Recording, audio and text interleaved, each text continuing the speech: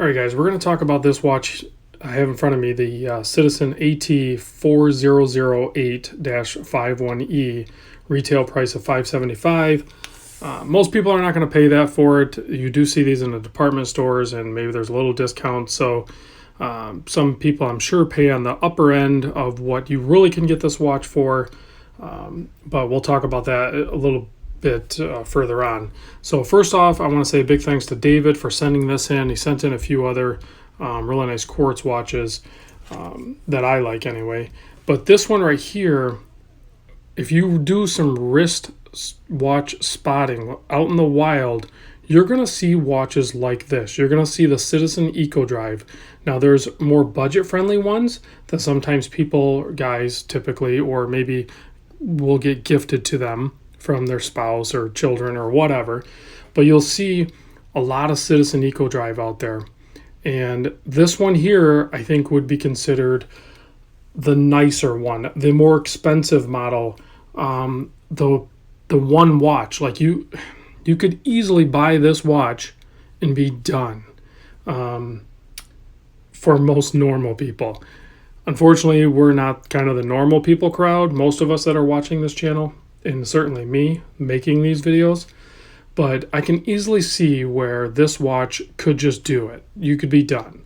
I mean, it's tough. It's Eco Drive, so it's going to be solar, and you're not going to have to worry about battery changes. There could be failures, and you could have it warranted, or it could just condemn the watch.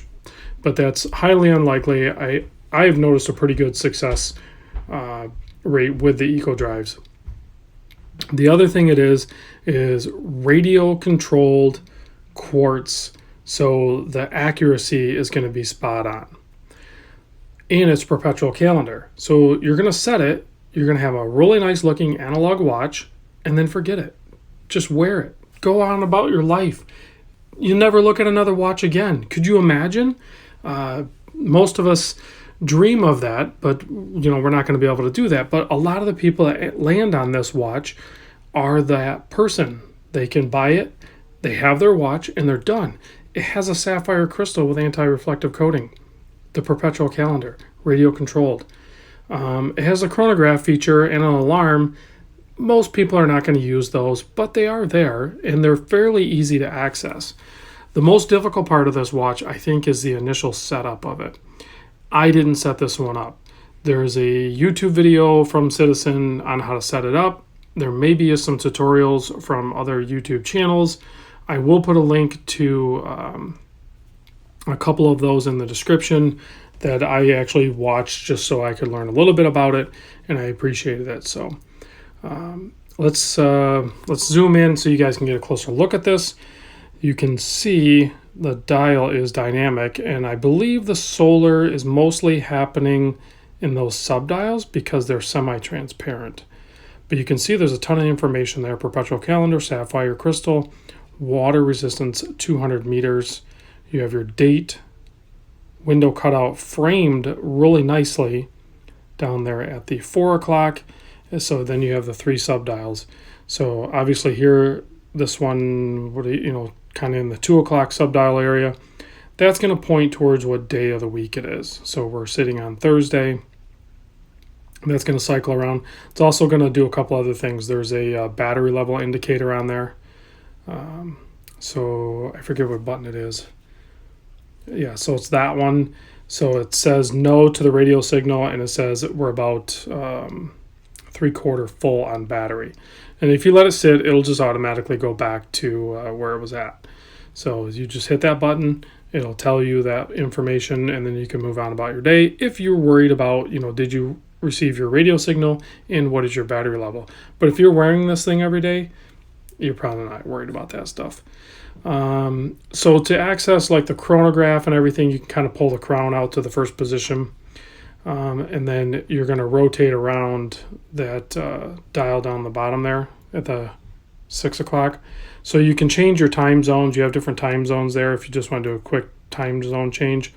Or you can go to chronograph, and then you can push the crown in, and that'll set the seconds hand into chrono hand feature. So then you can start your chronograph feature there. and then it'll also count on that dial there.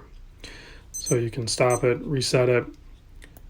You can go back to the pop the crown out, and then you can set your alarm there if you want, or you can go back to your time zone and set it, and it'll just keep going.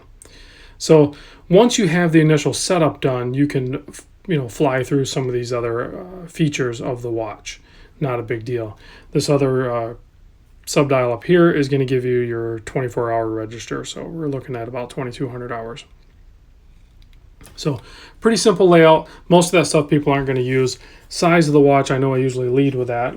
So it is 42 mil if I measure the bezel, which is like the same width of the case minus the crown guards, obviously. 42 mil, 48 3/4 mil lug to lug. Nice turned down polished lugs here. A lot of polishing on this watch. Some subtle brushing, but mostly polished. And then, a DLC coated bezel there with a tachometer.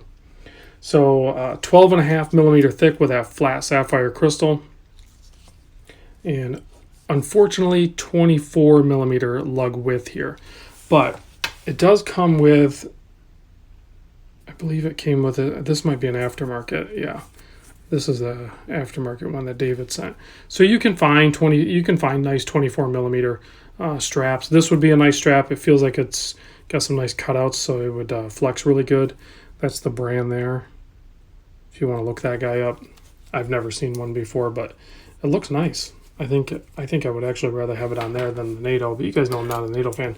The bracelet's not too bad. You can see David obviously wore this a ton on the bracelet. It has a solid end link, split pin design, so it should be pretty easy to size up. Clasp is nothing special.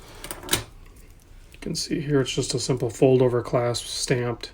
So nothing crazy with the bracelet here. I'm sure it's plenty comfortable though, because it does taper down and everything. But I can give you a wrist shot here on this NATO. I'm not going to throw that other strap on. I just wanted to bust out this video for you guys real quick.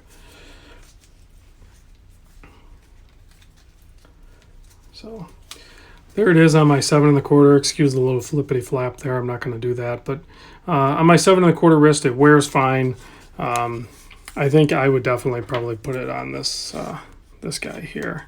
I think I would rather have that simple strap.